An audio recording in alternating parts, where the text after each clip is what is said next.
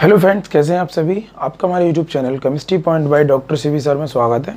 आज हम आपको नाइट्रोजन कंटेनिंग कंपाउंड यानी एमीन का लेक्चर नंबर 9 पढ़ाएंगे। इस लेक्चर में हम आपको फिजिकल प्रॉपर्टीज़ बताएंगे कि एल्केन एमीन की जो फिजिकल प्रॉपर्टीज़ होती हैं वो क्या क्या होती हैं और उसकी वैसिलिटी यानी उसके क्षारीय नेचर के बारे में बताएंगे। फिर उसके बाद केमिकल प्रॉपर्टीज़ पर डिस्कस करेंगे। देखिए, तो आज हम यदि आप हमारे चैनल पर नए हैं तो इस चैनल को आप शेयर, सब्सक्राइब, लाइक करें। शेयर करना तो बिल्कुल ना भूलें, क्योंकि आपके एक शेयर से किसी भी स्टूडेंट की बहुत हेल्प हो सकती है। ओके, तो और आपसे एक बात कहूँगा, यदि आपको हाथरस शहर में ऑफलाइन कोचिंग चाहिए तो हमसे कांटेक्ट कर सकते हैं। तो देखिए, हम फिजिकल प्रॉपर्टीज़ की बात करते हैं।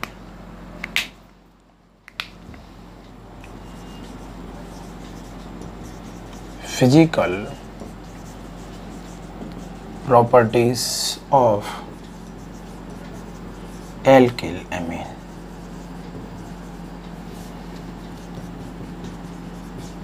एल्किल एमीन के भौतिक गुण। The physical properties of alkyl amine. Alkyl amine क्या होती है, हमारे पास NH2 होता है और R क्या होता है, एल्काइल। क्या होता है, एल्काइल।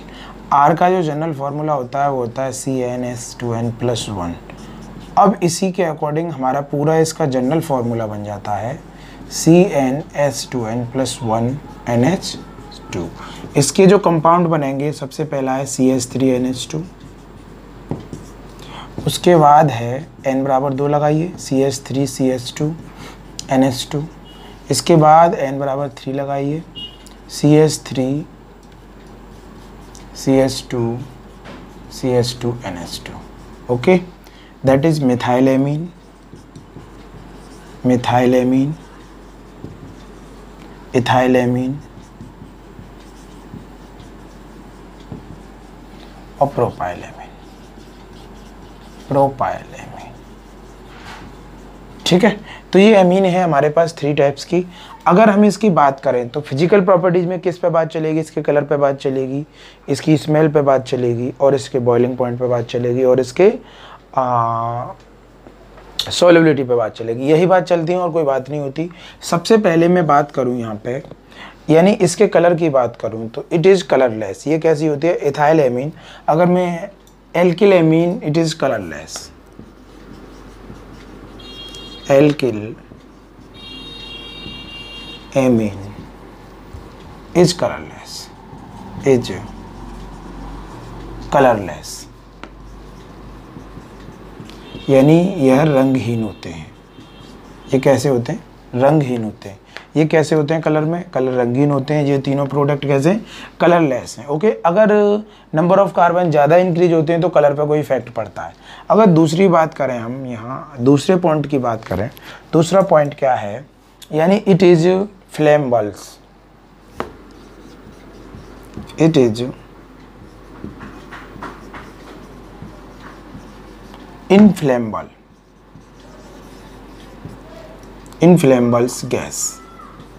यह एक ज्वलनशील गैस है। ये कैसी है, यह एक ज्वलनशील, यानी इसमें आग लग जाती है। इसमें क्या लग जाती है, आग लग जाती है। क्या लग जाती है, आग लग जाती है।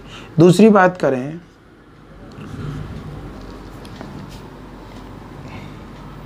It has a fish like odours, यानी इसमें से मछली जैसी गंध आती है। इसमें से मछली जैसी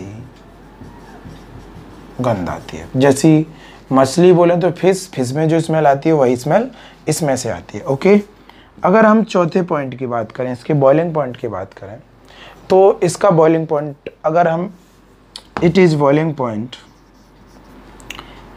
it is boiling point, it is boiling point 90 degree centigrade of ethylamine. Ethyl amine. अब इथाइल एमीन जैसे जैसे नंबर ऑफ कार्बन बढ़ेंगे, अभी हमारे पास हाइड्रोकार्बन है, क्या है ये हाइड्रोकार्बन है, ये एल्किल एमीन है। अब जैसे जैसे अब मैंने एक कार्बन लगाया, ये NH2 हो गया। अब मैंने 2 कार्बन का कंपाउंड लिया, CH3 CH2 NH2। अब मैंने 3 कार्बन का कंपाउंड लिया, CH3 CH2 CH2 NH2। अब मैंने 4 कार्बन का कंपाउंड लिया, CH3 CH2 CH2 CH2 NH2। तो सबसे ज़्यादा जो बॉइलिंग पॉइंट होगा, देखो ये क्या है, दैट इज़ हाइड्रोकार्बन। ये क्या है, हाइड्रोकार्बन। हाइड्रोकार्बन जैसे जैसे बढ़ते जाएंगे, उसका बॉइलिंग पॉइंट जैसे जैसे बढ़ता जाएगा। तो सबसे ज़्यादा बॉइलिंग पॉइंट इसका होगा, फिर इसका कम होगा, फिर इसका कम होगा। ओके, यानी नंबर ऑफ हाइड्रोकार्बन बढ़ेंगे, बॉइलिंग पॉइंट बढ़ता जाएगा। ओके, ये बात आपको बहुत अच्छे से समझ में आनी चाहिए। यानी जैसे जैसे मॉलिक्यूलर वेट बढ़ेगा, एक बात समझ लो, जैसे जैसे मॉलिक्यूलर वेट बढ़ेगा, उसका बॉइलिंग पॉइंट यानी क्वथनांक बढ़ेगा। क्वथनांक बढ़ेगा जब हाइड्रोकार्बन की संख्या बढ़ेगी। ओके, यानी इसका बॉइलिंग पॉइंट बढ़ता जाएगा जैसे जैसे नंबर ऑफ हाइड्रोकार्बन बढ़ते जाएंगे। अगर हम 5वें पॉइंट की बात करें, it is soluble in water, यानी ethyl methyl is soluble in water, but जैसे जैसे नंबर ऑफ हाइड्रोकार्बन बढ़ेंगे तो इसकी सॉल्युबिलिटी कम होती जाएगी, या जल में नहीं घुलेगा। अभी तो फिलहाल बोल देते हैं it is soluble in water due to hydrogen bonding. Hydrogen bonding यानी यह जल में घुल जाता है, जल में घुल जाता है क्योंकि इसमें हाइड्रोजन बॉन्ड पाया जाता है, क्योंकि इसमें हाइड्रोजन बंध पाया जाता है। क्यों घुल जाता है भाई जल में? क्योंकि हाइड्रोजन बॉन्डिंग पाई जाती है। ओके, जैसा कि मैं एक एग्जांपल पे बता देता हूँ, CH3NHH वाटर H, इस पे जो नाइट्रोजन है इस पे फेस नेगेटिव होगा, H और O, इसमें जो बॉन्डिंग है ये वाली कट से दिखा रहा हूँ, यही है हाइड्रोजन बॉन्डिंग। ये क्या है? Hydrogen bonding. अब एक बात बता दें, जैसे जैसे नंबर ऑफ हाइड्रोकार्बन बढ़ेंगे, देखो सुनो, ये वाटर में सॉल्युबल है, ये भी वाटर में सॉल्युबल है, लेकिन ये सॉल्युबल नहीं है, ये सॉल्युबल नहीं है। जैसे जैसे नंबर ऑफ हाइड्रोकार्बन बढ़ते जाएंगे, इनकी सॉल्युबिलिटी कम होती जाएगी। सबसे पहले सुन लो, ये इसकी फिजिकल प्रॉपर्टीज हैं। सबसे पहले हम बात करते हैं, ये कलरलेस होते हैं, यानी ये रंगीन होते हैं। इसमें से मछली जैसी गंध आती है, फिश स्मेल आती है, और इनका जो बॉइलिंग पॉइंट होता है, और ये ज्वलनशील होते हैं, यानी ये इनफ्लेमेबल होते हैं। कैसे होते हैं? इनफ्लेमेबल होते हैं। और इसमें से इसका जो बॉइलिंग पॉइंट है किसका? इथाइल एमीन का, वो 90 डिग्री यानी 19 डिग्री सेंटीग्रेड होता है। ये वाटर में सॉल्युबल है। जिनमें हाइड्रोकार्बन की संख्या कम है वो तो सॉल्युबल हैं। जैसे जैसे हाइड्रोकार्बन बढ़ते जाएंगे, यानी नंबर ऑफ कार्बन इंक्रीज होते जाएंगे, सॉल्युबिलिटी घटती जाएगी। ये बात आपको याद रहे। आप ये फिजिकल प्रॉपर्टीज़ का स्क्रीनशॉट ले लो। मैं अब बताऊंगा केमिकल प्रॉपर्टीज़, और केमिकल प्रॉपर्टीज़ में अब मैं इसके नेचर की बात करूँगा पहले। ओके, देखिएगा, इसका स्क्रीनशॉट ले लो। बेसिक नेचर की बात करूंगा मैं इसकी।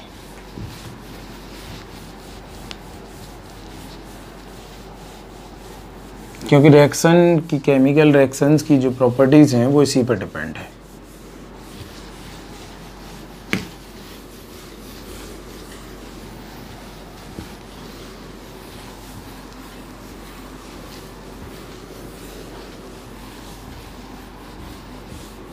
अब हम बात करते हैं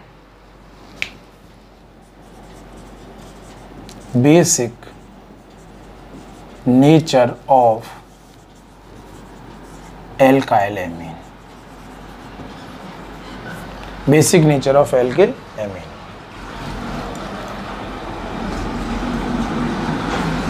एल्किल एमीन का क्षारीय गुण, एल्किल एमीन का क्षारीय गुण। तो देखिए एल्किल एमीन के क्षारीय गुण की बात करें, एल्किल एमीन एक लुईस बेस है। एल्किल एमीन क्या है?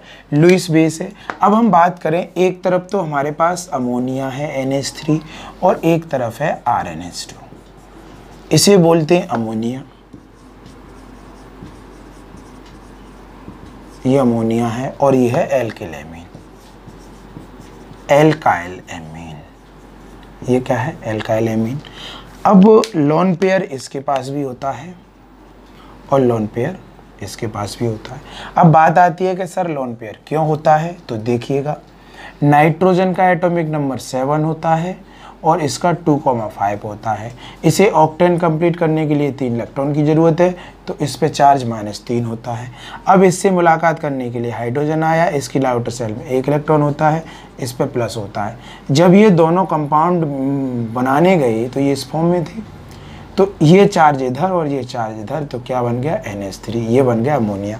अब बात आती है इसमें बॉन्डिंग की, सर लोन पेयर क्यों है? कोई दिक्कत नहीं है, NHHH। ओके, इस नाइट्रोजन के पास कितने इलेक्ट्रॉन है आउटर सेल में? आप चेक करिए कितने इलेक्ट्रॉन है भैया? 5 इलेक्ट्रॉन है। तो 1 इलेक्ट्रॉन, 2 इलेक्ट्रॉन, 3 इलेक्ट्रॉन, 4, 5। अब इन हाइड्रोजन के आउटर सेल में कितना इलेक्ट्रॉन है? सर 1 इलेक्ट्रॉन है, एक इसका, एक इसका, एक इसका। सभी इलेक्ट्रॉन अपना क्या करते हैं? ऑक्टेन कंप्लीट करना चाहते हैं। अब ये इलेक्ट्रॉन है, इन्होंने अपना, ये केमिकल बॉन्डिंग यानी ये बॉन्डिंग इलेक्ट्रॉन है, बॉन्डिंग इलेक्ट्रॉन। और ये वाले जो इलेक्ट्रॉन है एक सर्किल में आ रहा है, ये है नॉन बॉन्डिंग इलेक्ट्रॉन। कौन से इलेक्ट्रॉन है? Non bonding electron. Okay, non bonding electron को ही बोलते हैं हम लोन पेयर इलेक्ट्रॉन। क्या बोलते हैं? Lone pair electron. इसीलिए नाइट्रोजन के पास एक लोन पेयर होता है, क्योंकि ये केमिकल बॉन्ड में टेक पार्ट नहीं कर रहा। तो ये तो बात आई लोन पेयर की, और लोन पेयर इलेक्ट्रॉन होने के कारण ही ये लुईस बेस होता है। ये क्या होता है?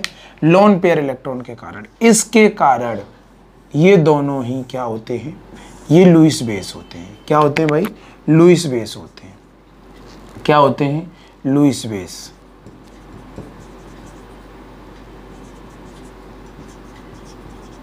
ये लुईस क्षार, ये क्या होते हैं? लुईस क्षार होते हैं और लुईस क्षार की तरह व्यवहार करते हैं। ये दोनों ही लुईस क्षार की तरह व्यवहार करते हैं।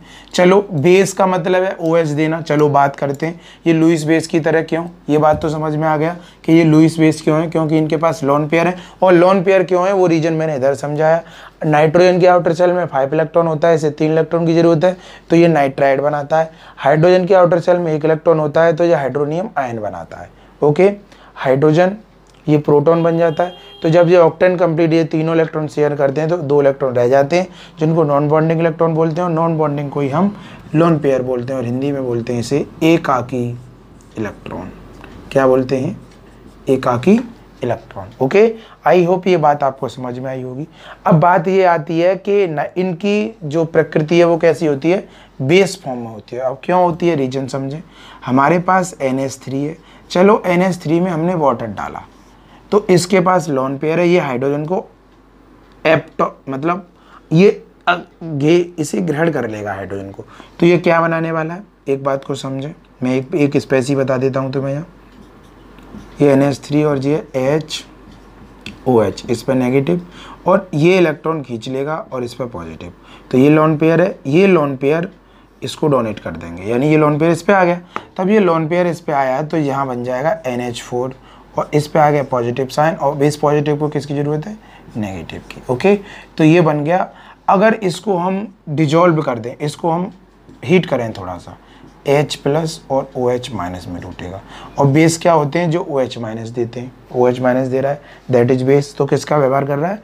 बेस का। इसी तरीके से हमारे पास एल्किल एमीन आता है।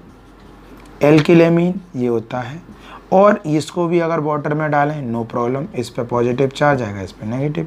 तो ये लोन पेयर इसको डोनेट कर देगा। जब ये डोनेट कर देगा तो ये बनाएगा RNH3 ये प्लस और ये प्लस OH माइनस, इसको भी अगर हीट करते हैं तो ये क्या बनाएगा RNH3 प्लस और OH माइनस। जो डिजॉल्विंग करने पर OH माइनस देते हैं उन्हें हम क्या बोलते हैं बेस। बेस बोलें तो क्षार, क्या बोलते हैं क्षार। पहली प्रॉपर्टीज तो ये हो गई क्योंकि ये क्षारीय होते हैं, यानी एल्किल एमीन और अमोनिया कैसा नेचर इंडिकेट करती है क्षारीय। अब हम बात करें रिएक्टिविटी ड्यू टू एसिड, यानी इसकी रिएक्टिविटी ड्यू टू एसिड होती है, बिल्कुल सही बात है। Reactivity due to acidic hydrogen and lone pair, यानी इसकी रिएक्टिविटी जो है, इसकी रिएक्टिविटी एसिटिक हाइड्रोजन और लोन पेयर के कारण होती है। अब लोन पेयर के कारण होती है भाई, तो देखिए सुन लीजिए। लोन पेयर ये बेस में काम करता है, कैसा काम करता है बेस में, और ये न्यूक्लियोफाइल का भी काम करता है। किसका काम करता है न्यूक्लियोफाइल। एज एग्जाम्पल के तौर पे अगर बात करें, हमारे पास कोई भी एक एल्किल एमीन है, इसके पास लोन पेयर है, और कोई भी हेलोजन एसिड आया, तो हेलोजन एसिड आया तो ये क्या बनाएगा सॉल्ट बनाएगा। क्या बनाएगा सॉल्ट। RNH3 इस पे पॉजिटिव और ये X, that is salt. Okay, यानी आपको भी पता है एसिड प्लस बेस मिलकर क्या बनाते हैं सॉल्ट। सॉल्ट एंड वाटर, अगर पॉसिबल हो तो क्या बनाते हैं सॉल्ट एंड वाटर। ओके, ये बात आपको समझ में आ गई होगी, बहुत सिंपल है और कुछ नहीं है इसमें। जैसे फॉर एग्जांपल बात करें CH3NH2 प्लस HCl, क्या बनेगा CH3NH3 प्लस Cl। ओके, अगर इसी तरीके से हमारे पास अमोनिया हो और उसकी HCl से रिएक्शन कराएं तो ये भी तो बनाएगा NH4Cl, ये भी सॉल्ट है और ये भी सॉल्ट है। ओके, तो यहाँ से हम एसिटिक नेचर को फाइंड करते हैं। एसिटिक नेचर के कारण ही ये कैसा है, ये एक बेस फॉर्म में काम करता है। पहले आप इसका स्क्रीनशॉट लीजिए, अब मैं एक दूसरे तरीके से बताऊंगा कि इसके एसिटिक नेचर और कैसे पॉसिबल है।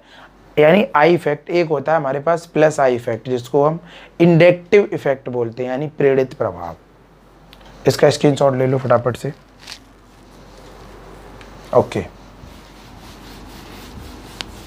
तो हमें ये तो पता चला कि भाई एल्किल एमीन और अमोनिया दोनों ही किस बेस फॉर्म में होती हैं। किस फॉर्म में होती हैं बेस फॉर्म में।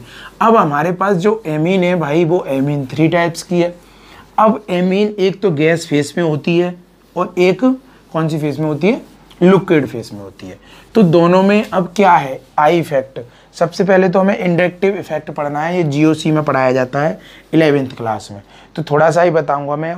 अब मैं पहला तरीका तो मैंने फाइंड कर दिया, अब मैं दूसरे मेथड से बताऊंगा आपको। ओके, इंडक्टिव इफेक्ट यानी plus I effect. Plus I effect, I effect का मतलब है inductive effect. Inductive effect, inductive effect को बोलते हैं प्रेरित प्रभाव, हिंदी में प्रेरित प्रभाव। प्रभाव क्या बोलते हैं प्रेरित प्रभाव। ओके, अब इंडक्टिव इफेक्ट क्या होता है एक बात बता दूं, हमारे पास क्या है भाई एमीन है। अब एमीन तो जनरेशन कैसे हुआ एमीन का भाई अमोनिया से हुआ। अब हमारे पास ये अमोनिया है NH3, अब इसमें से एक हाइड्रोजन निकल जाए तो अब इसकी मैं अगर स्पेसी बनाऊं तो ये बनेगी। इसमें अल्काइल ग्रुप नहीं है तो ये इंडक्टिव इफेक्ट नहीं शो करती, ये इंडक्टिव इफेक्ट नहीं दिखाती क्योंकि अल्काइल ग्रुप नहीं है। अब अमोनिया में से एक हाइड्रोजन निकलेगा तो HX बनेगा यहाँ और यहाँ RNH2 बनेगा, तो इसमें इंडक्टिव इफेक्ट है यानी प्लस आई इफेक्ट है। अब फिर दोबारा एल्किल हैलाइड आया, ये 1 डिग्री एमीन है, 1 डिग्री एमीन। अब एक और एल्किल हैलाइड आया RX, फिर निकल जाएगा, फिर क्या बना RH, इसमें भी इंडक्टिव इफेक्ट है और लोन पेयर भी है इस पे। ओके, अगर फिर एक बार RX आया फिर HX निकल जाएगा, तो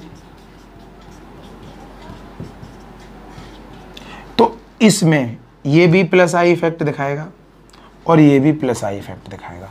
प्लस जितने एल्काइल ग्रुप ज़्यादा एमीन से जुड़े होंगे उसका इंडक्टिव इफेक्ट उतना ही ज़्यादा होगा। इंडक्टिव इफेक्ट का मतलब है ये इलेक्ट्रॉन जो है ये इसकी तरफ खींचे चले जाते हैं, इसका इंडक्टिव इफेक्ट बहुत ज़्यादा है। यानी नाइट्रोजन की जो इलेक्ट्रॉनिक डेंसिटी है वो बढ़ जाती है, यानी इस इलेक्ट्रॉन डेंसिटी बढ़ जाती है, इलेक्ट्रॉन डेंसिटी बढ़ जाती है, इसकी इलेक्ट्रॉन डेंसिटी बढ़ जाती है।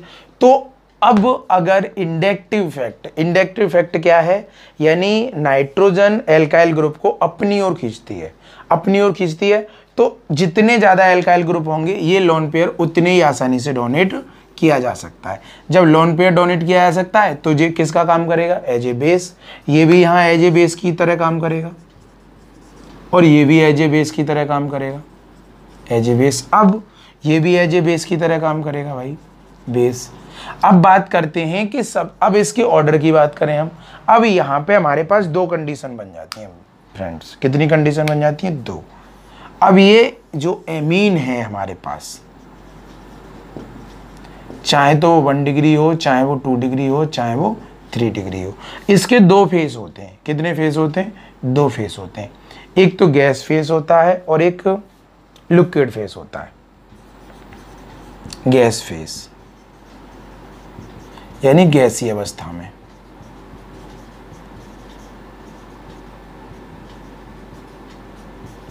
और एक होता है लिक्विड अवस्था में, लिक्विड फेस बोलें तो जलीय अवस्था में। अब इनके ऑर्डर की बात करें, हम इनके ऑर्डर की बात करते हैं। किसका ऑर्डर, अगर गैस फेस है तो ऑर्डर सबसे ज़्यादा किसका होगा, और लिक्विड फेस है, अगर हमारा गैस फेस है तो 3 डिग्री एमीन ज़्यादा क्षारीय होगा, 2 डिग्री कम होगा, 1 डिग्री कम होगा। और लिक्विड फेस है तो यहाँ 1 डिग्री ज़्यादा होगा, 2 डिग्री कम होगा, 3 डिग्री कम होगा। ओके, अगर यहाँ गैस फेस है तो इलेक्ट्रॉन आसानी से चले जा सकते हैं, और लिक्विड फेस है तो इसकी कंडीशन ये बनेगी RnH2 प्लस वाटर। क्या है, वाटर है, तो ये बनाएगा RnH3 प्लस OH। ओके, तो इसमें जो 1 डिग्री एमीन होगी, 1 degree amine, 2 degree amine and 3 degree amine, 3 degree amine, 1 degree amine और 2 डिग्री एमीन और 1 डिग्री एमीन। ओके, अब एक बात बता दें, यहाँ पे इसका मतलब है RnRr, इसकी एसिटिक नेचर ज़्यादा, इसका बेस नेचर ज़्यादा होगा, RRH इसका कम होगा, और यहाँ पे किस फॉर्म में, गैस फॉर्म में है। तो अगर ये गैस फॉर्म में तो ये है प्राइमरी एमीन। ओके, ये बात आपको क्लियर कट समझ में आ गई होगी कि इंडक्टिव इफेक्ट क्या है। Inductive effect alkyl group nitrogen से ऐड हो जाता है, एक ऐड होगा तो इंडक्टिव इफेक्ट कम होगा, 2 ऐड होंगे तो इंडक्टिव इफेक्ट ज़्यादा होगा, और 3 होंगे तो इंडक्टिव इफेक्ट और ज़्यादा बढ़ जाएगा। तो यहाँ से हमें ये पता चल गया कि ये क्षारीय नेचर भी इंडिकेट करता है, यानी बेस नेचर भी इंडिकेट करता है। ये बात, अब ये बहुत इंपॉर्टेंट बात है कि लिक्विड में क्या होगा और गैसीय अवस्था में क्या होगा, किसका ऑर्डर ज़्यादा होगा। यहाँ प्राइमरी एमीन का है, फिर सेकेंडरी का है, फिर टर्सरी का है। यहाँ पहले टर्सरी एमीन है, फिर सेकेंडरी है, फिर प्राइमरी है। 3 degree amine, 2 degree amine, 1 degree amine, 1 degree amine, 3 degree amine, 2 degree amine and 3 degree amine. Okay, ये मैंने बेसिक बता दिया है आपको। अब मैं इसके बाद जो पॉइंट है उसमें केमिकल प्रॉपर्टीज़ की बात करूंगा। इसका आप पहले स्क्रीनशॉट ले लो, फिर हम आगे चल के बात करते हैं। ओके, तब तक के लिए जय हिंद, जय भारत।